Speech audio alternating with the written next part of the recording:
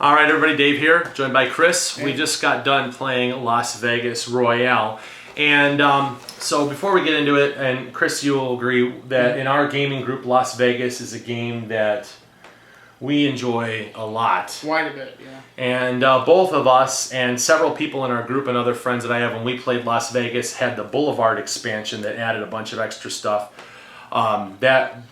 So they all imported that thing because we just enjoy the game that much. So Las Vegas Royale adds some. There's some changes that go to the game. They're very distinct.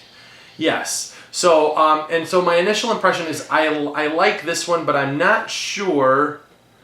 I'm not sure if I like it more than the stuff with the Boulevard, and I'll get into that a little bit more. So I'm kind of I enjoy this one, and it sure is different enough. It's different enough than the other one that you could actually have room for both in your collection. And I'm probably tipping my hand a little bit, but you could probably combine, not combine, but have enough to play 8 and use this, and maybe it would work out fine, but that's for the future, hopefully. Well, we'll have to see if they're going to do anything. So anyway, so let me talk about the major changes that we see in Las Vegas from the previous version of the game. And so in the original Las Vegas, when there was a distribution of money cards, you started off and there had to be a minimum of 50,000 in a casino. So you flip over cards.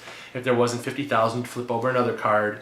And you do that, and you start off at like the casino 1, 2, 3, 4, 5, and all the way up to 6. You do that.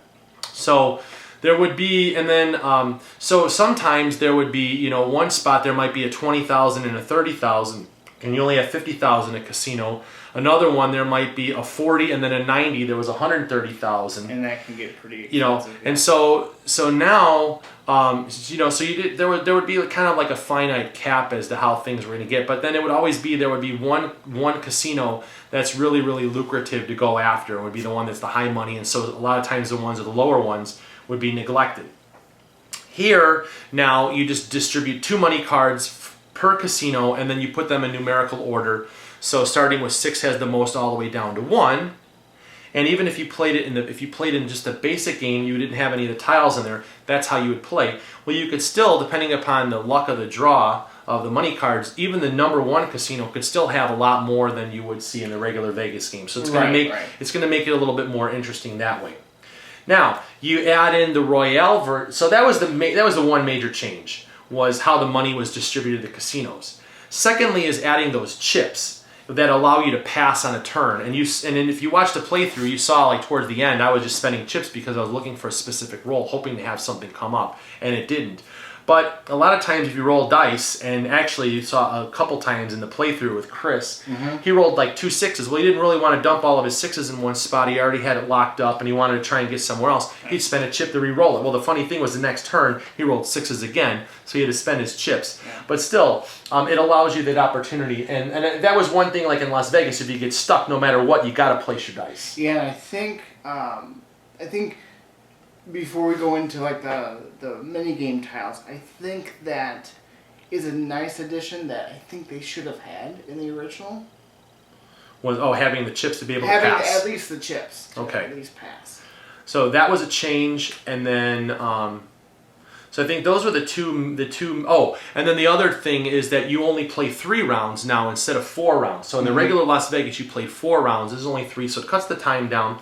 And I'm okay with the time coming down because the game is quick, and usually we would play multiple games. And this one was, I think this went on just long enough with 3 rounds, and it makes it interesting with the money and some of the other aspects. Right, and I think because of the 3 rounds, it's because you're working off of these mini game tiles. Well, the game. But in the basic game you score 3 also. But I think it's because of the distribution of the money tiles. Oh, that could be. So there's more. There's potentially more money to be played in the game. And so now another thing too is that in the original Las Vegas, there was an opportunity at lower player counts that everybody would take 2. We would use the white dice, and we'd use them as neutral dice, and you'd be able to play them on the board to be able to kind of mess with other players. Well, this one here now they changed up how with the imaginary player that you'd roll the dice up at front so you see where they're at. So it kind of gives, before you didn't really know what was going to happen. Now you kind of know where the competition is going to stand. So those are the major changes. But now let's get into what makes this the Royale. And that is the addition of all of these tiles that go on the casinos. And they're double-sided. So and there's 8 of them. So there's 16 of these little mini games that come in here that is going to affect the game. Every time that you play, it's going to make it a little bit different. And sometimes it's going to make it where you're going to want to put your dice, even you may be willing to take less money, but there's some really cool things that you can do with it. I was telling Dave before we started rolling for this portion, I was pretty happy with how that actually worked out. Because I didn't know how that was going to work out, but I think we only came across the same thing twice. One time, Power Play was the only one that was out twice. Only twice, okay. But we had some of the other dice, so we had Block It on one side, Handicap was on the other side. So this tile came out in both games, but we happened to see it on both. We had to see it on both sides, and they're relatively easy to understand how you're going to play the game. But I think it makes it interesting, and and 3 of them are enough. But there's a variant. You could put them on all the casinos if you wanted to. I would love to see that, but I don't know how that would affect the scores. Yeah. So there's different things that you can do with this particular game. Now, this particular version, there are a couple things that I would say that are some negatives for me. I'm going to go with some negatives first.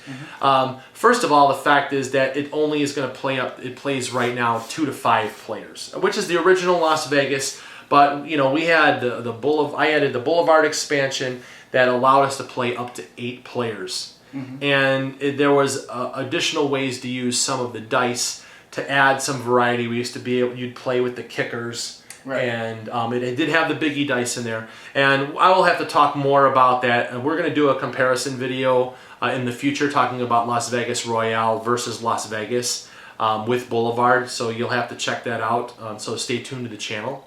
And but this one here, I just wish that it played more than 5 players. Yeah, out of the box. I do agree with that. Another negative is that the way that this is set up, and I'm holding it up here, with the dice arena and the casinos, is depending upon where you're sitting on the table, and if you're sitting at if the table's higher, we're sitting a little lower than this table is right here. That based upon where you're at, you may not be able to see how many dice are on the casino on the opposite side of the arena, because it stands up not much, but that's that's enough. In relationship to the dice, the die is shorter than that, so it potentially could block out your view. So I was a little disappointed by that. I would just prefer rolling the dice off to the side opposed to the dice arena, but that's how the game is set up. That's how we're playing. So that would be the one. That would be a negative. What would you negative for you? Any negatives? I have to think about that, but I do think that the size of the money cards are a little bit smaller for like vision, like you said, with this in the way. Oh yeah, these are those small cards opposed to the other ones. Trying to see, like you said, the dice. I found it hard to see what the money was on top of the dice when you're sitting at a certain spot at the table. Okay, fair enough. Because in the regular Las Vegas, the cards were larger. These are small little mini cards. Size, yeah. Yes. Now, there are some cool things about it. I do like the fact that, well, in the original Vegas, there might have been little like marquees or something like that, but all the casinos have names, so I like that. That's pretty cool. It kind of lends to the element of it. But overall, this wrapping up my thoughts on this, Las Vegas is still one of my favorite games. I like the additions that are in here enough that I can recommend this game. Even though there were some of the things that I thought I was disappointed with, it's still early on to see if there's going to make changes. Will they make an extension for the game? Who knows? But I certainly do like the mini games that it just adds enough different things in there to add extra twists, and it makes it feel more like a casino. There's more gambling aspects that are in here. There's some more things that allow you to press your luck. There's other things that make you feel like you're king of the table. And, well, pun intended. No. I do agree with Dave. There's a little bit more to think about when it comes to these mini game tiles. But I do love the original a little bit better. But like Dave said, I want to see if they're going to continue to see what they're going to add to this.